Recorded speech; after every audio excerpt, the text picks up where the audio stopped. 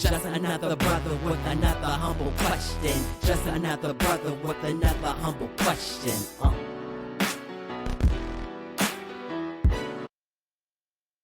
Welcome to another episode of A Brother with Questions. I am your host, B. Period. Man, before we get going here, let me ask you to like and subscribe to the channel. Make sure you hit that little like button. You know what I'm saying? And then share and comment, man. Share with the people what you're listening to. Comment. Tell me what you think of the video. And let's go, man. Man, we diving in, man. If you paid attention to, political things in the last few days, I am sure you have heard about what's going on with Mr. Byron Donalds, the Florida Congressman. So I'm going to start. We're going to go through a couple of different sets of videos here. But the first one we're going to start with is the clip that I guess we could say went viral and started this whole conversation. So here we go. I grew up with my mom. My dad and my mom, things didn't work out. As an adult, I look at my father and I say, bro, I don't know what happened, but you my father and I love you. Wow. I don't know what happened. I wasn't there. Wow. But I'm going to tell you this. Growing up, the one thing I knew I wanted to do, and this is not about my father, this is about what I wanted to do, is I wanted to be a father to myself. Wow. And so one of the things that's actually happening in our culture, which you're now starting to see in our politics, is the reinvigoration of Black families with younger Black men and Black women. And that is also helping to breed the revival of a Black middle class in America. You see, during Jim Crow, the Black family was together. That's right. During Jim Crow, more Black people were not just conservative, because Black people always have been conservative minded, but more Black people voted conservatively. And then HEW, Lyndon Johnson, and then you go down that road, and now we are where we are. What's happened in America the last 10 years, and I say it because it's my contemporaries, it's Wesley's contemporaries, you're starting to see more Black people be married in homes, raising kids. It's when you home with your wife raising your kids, and then you look at the world, you're saying, now wait a minute, time out. This does not look right. How can I get something to my kids? It goes back to the conversation of generational wealth. Not just having a job, generational wealth. I'm looking at my kids. How can my kids be on my shoulders when they take off in life? That's what's happening. Okay. So that video right there sparked it all. And so what people have taken issue with is the use or the reference of Jim Crow. And so one of the first people to speak on this was Representative Hakeem Jeffries.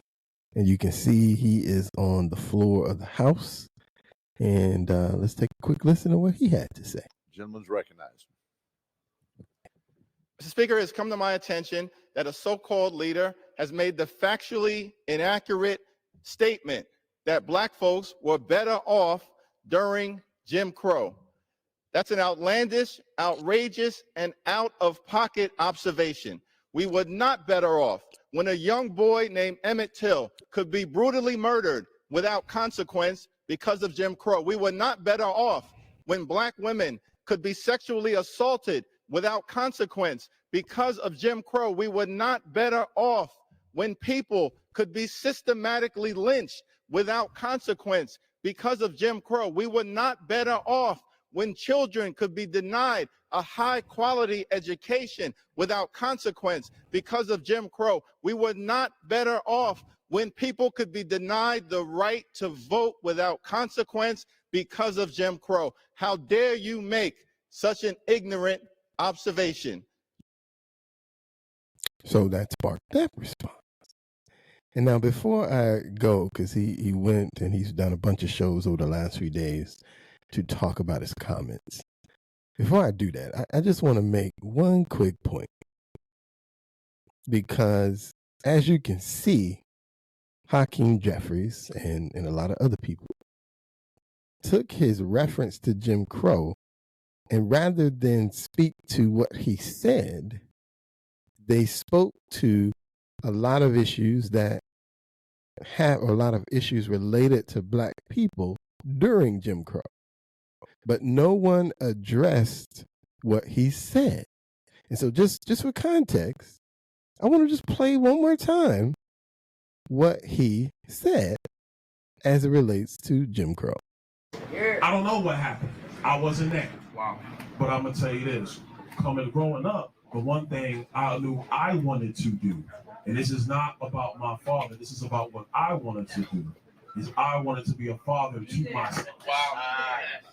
And so one of the things that's actually happening in our culture, which you're now starting to see in our politics, is the reinvigoration of black families with younger black men and black women. And that.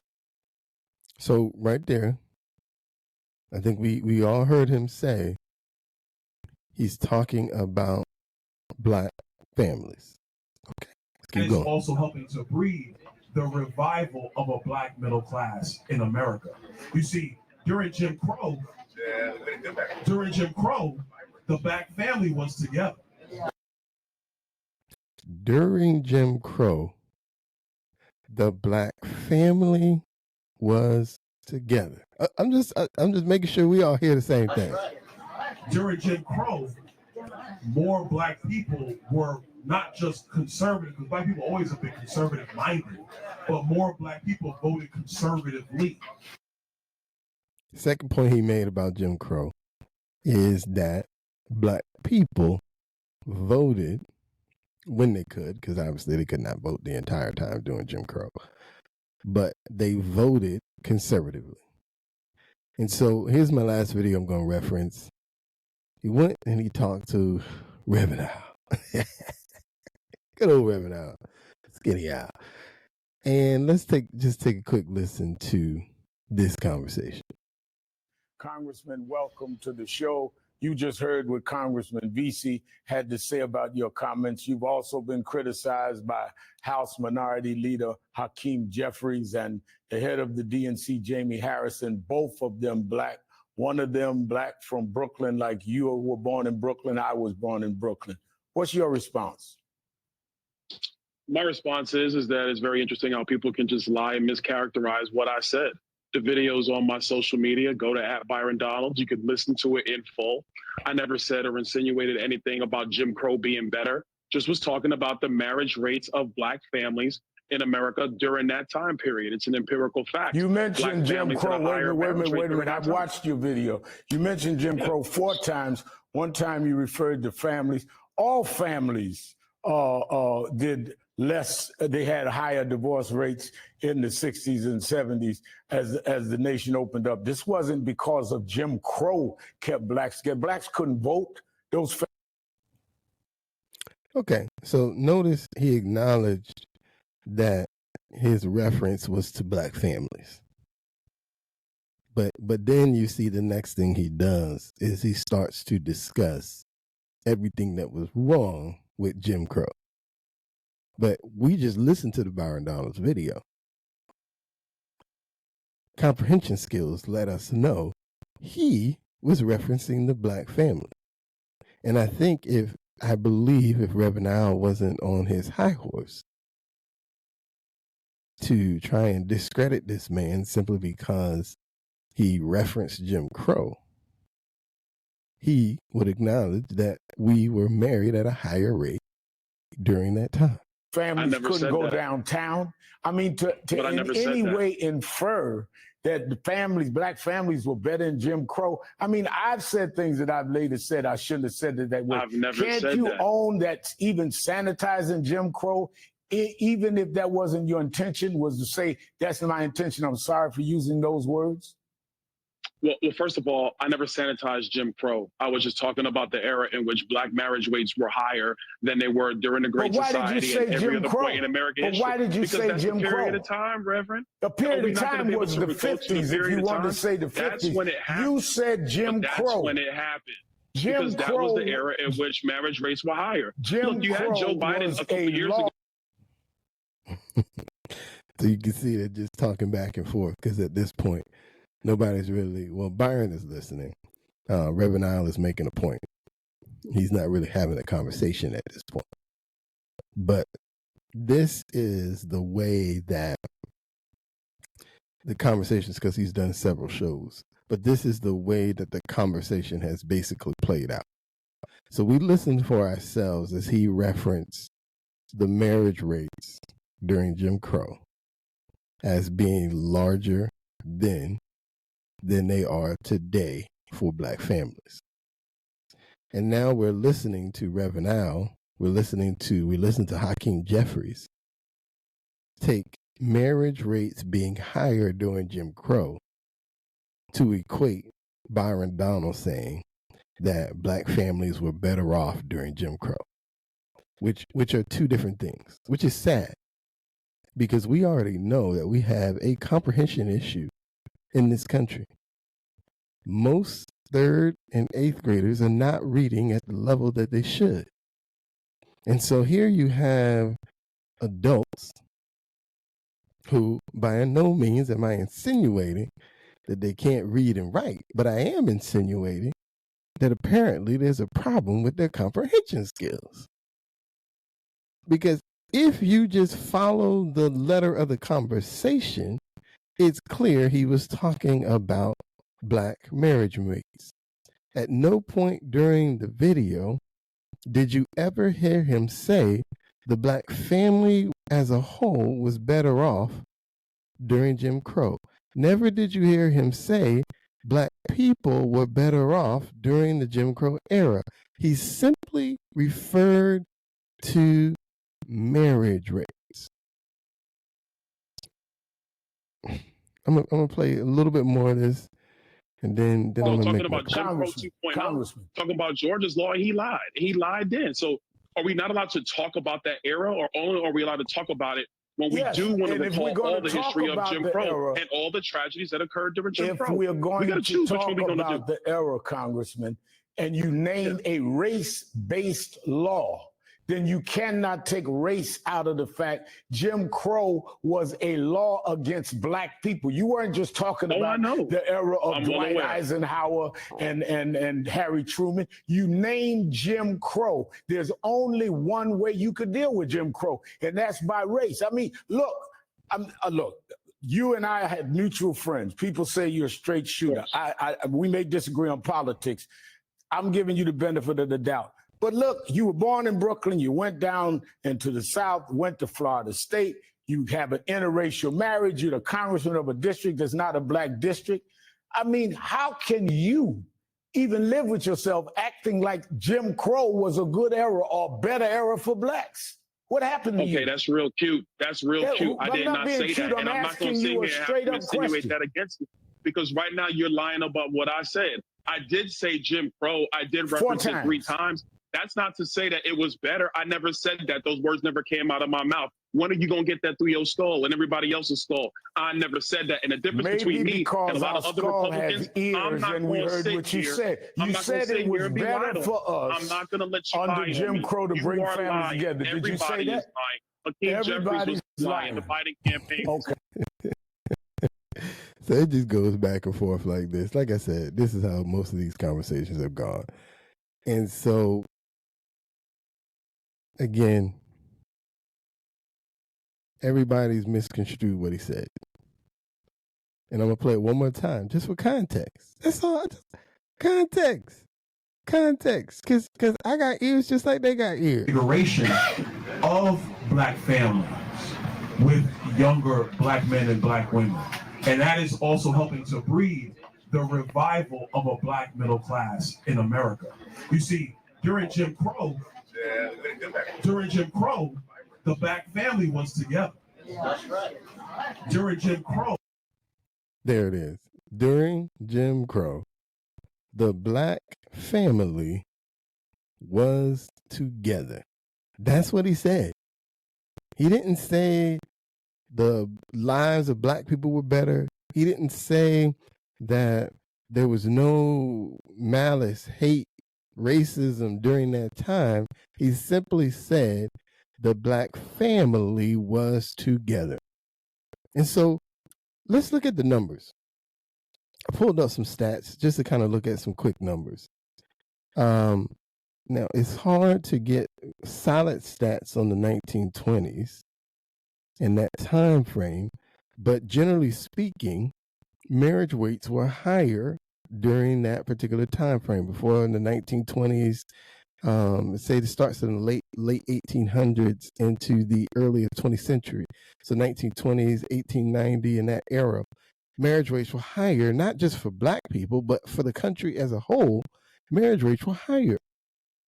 Some statistics say upwards of 80%, or in that range, higher. Then as we got into the 60s, we saw even at that time, marriage rates were in the 60s, 61% in 1960 on average. 60s. And so when you look at the time frame of family, for the family, because we're only talking about black families, the black family was a unit better off because it was a unit, two parents and some kids all living together under one roof, was better off in those time frames. Because as statistics tell us, when you have a two-parent household, your children fare better than when you don't. The reading scores are higher, the math scores are higher, the success on average is higher because you're being raised in a two-parent household. Now, Byron Donalds was wrong about one thing he said, because he suggested that younger black people are getting married at a higher rate today. Now, the statistics don't support him on that, only because the average black person that gets the average black marriages today is in the 30s, right around 32, 35%. So as you can see, we're less than half of being married at this point, just compared to 1960.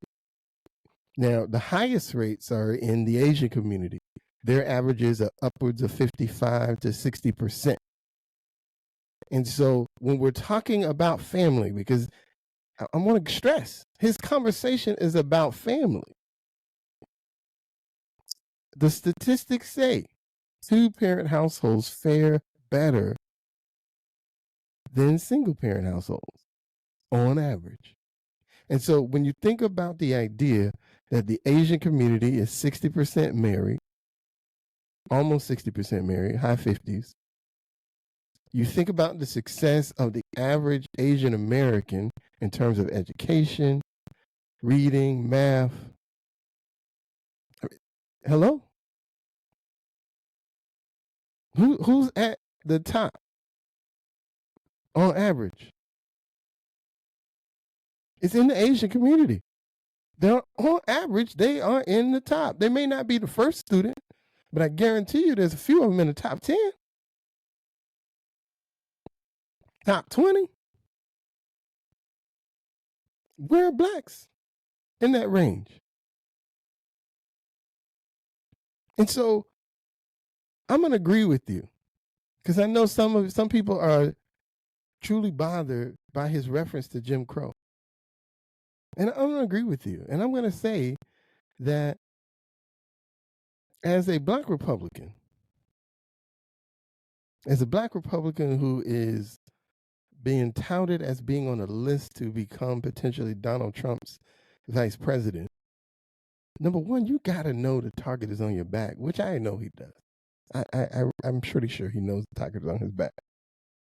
And you got to know every time you speak, they're looking to puncture holes in every single thing you say, because it's their job to discredit you as, one, you're a Republican, and then number two, as a black man. Because the last thing anyone wants to see is a black Republican who gets respected by black people who actually might convince a black person that the Republicans ain't all racist. And I know I shouldn't have said aren't all racist for those that got bothered by that. And so they're going to dig, they're going to dive, they're going to twist, they're going to turn everything you say to discredit you, because they can't have you looking competent, because that would go against the agenda. The agenda that as a black man, you're only a token. As a black man, they don't really respect you. They only want to prop you up so that they can eventually tear you down once they get what they want out of you. That's the agenda that they say Republicans have for you. So that's the agenda they're going to stress. And so I would prefer that he doesn't use the reference, because it doesn't matter how many times he explains it. The machine is going to run and run and run and run and run. And in the black community, the machine is going to be louder than his voice. But did he say anything wrong? No. Are the marriage rates higher in the late 1800s, early 1900s for black people? They are. Are the marriage rates right now less than half of that? They are. Are black families suffering today because we aren't married in two-parent households? And while, in my opinion, that's probably having a bigger economic effect on us overall, because in this economy today, a two-parent household is necessary. A two-income household is necessary unless you're one of the unique individuals who have made it into the 1%. And that's less than 300,000 of us. The rest of us would be better off married in a two-income household. So Byron Donalds didn't lie. But Byron Donalds did make a mistake, because he told the truth using the wrong reference. We got to be slick with this. Slick in the sense that we got to get the point across where they can't poke a hole in it, where they can't run it against us. Because the truth is the truth.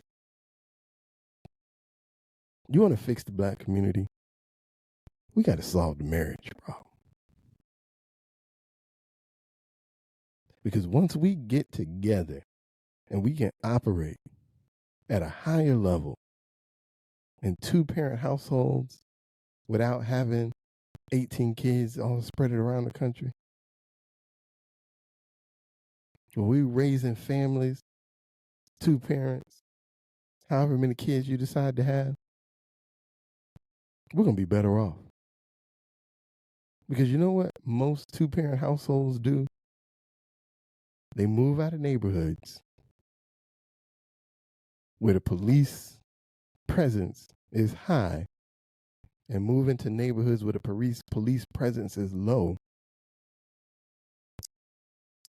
and their children are able to thrive because they're not dealing with the stress of the neighborhood anymore. They're just focused on what can make them successful. And on that note, I'm B. Period, and I'm out.